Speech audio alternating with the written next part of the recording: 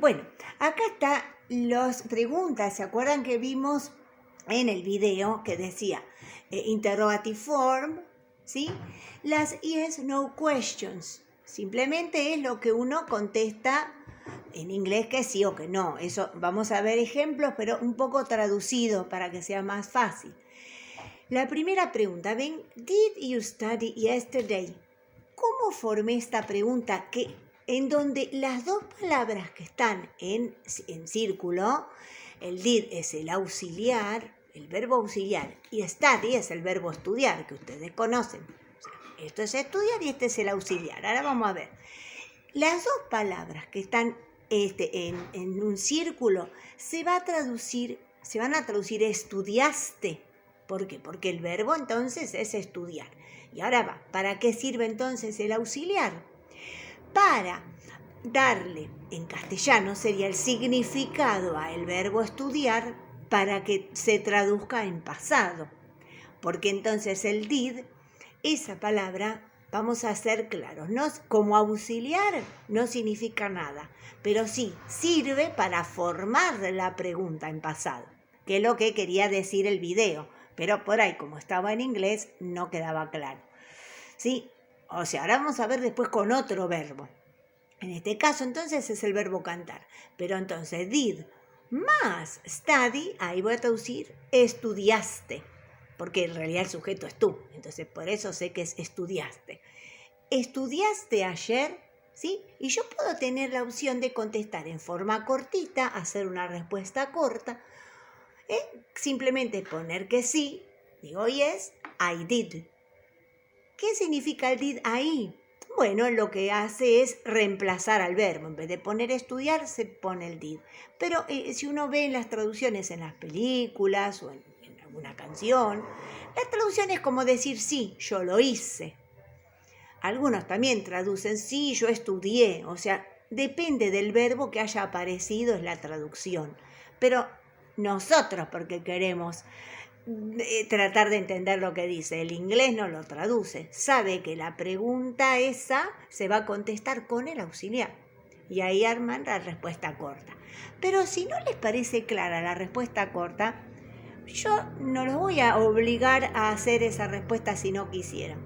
Tiene la opción también, que es igual a haber hecho una respuesta larga. Por ahí es más clara la respuesta larga. Es yes, I studied yesterday. ¿Qué hice entonces? Yo busqué el verbo que estaba en la pregunta, que estaba en infinitivo. O sea, infinitivo, recuerden que es la primera columna. Cuando la profesora o las profesoras que tuvieron anteriores en algún momento les dieron listas de verbos. La primera columna es la columna del infinitivo. Esto está entonces en infinitivo. Pero como la pregunta está en pasado, ¿sí? Yo tengo que decir a ese verbo que tenía ahí en infinitivo, lo tengo que poner en pasado. Entonces me va a quedar yes, I studied yesterday. Entonces va el verbo en pasado. En el pasado, que para ustedes sería la segunda columna. Y esa es la respuesta larga. Entonces en la respuesta larga tengo el verbo. Vuelvo a decir que tenía la pregunta, lo tengo en pasado. Lo saco de la lista de verbos. Y la pregunta 2, por ejemplo, ¿did Rodrigo Bueno sing cuarteto? Por ahí ustedes, obviamente, ni habían nacido cuando Rodrigo era famoso. Ahora conocen al hermano, ¿no? Que es Ulises Bueno. Entonces, Rodrigo se hizo muy famoso cantando cuarteto. Entonces, si ustedes se fijan en la lista, sing es el verbo cantar, ¿sí? Entonces, está en infinitivo.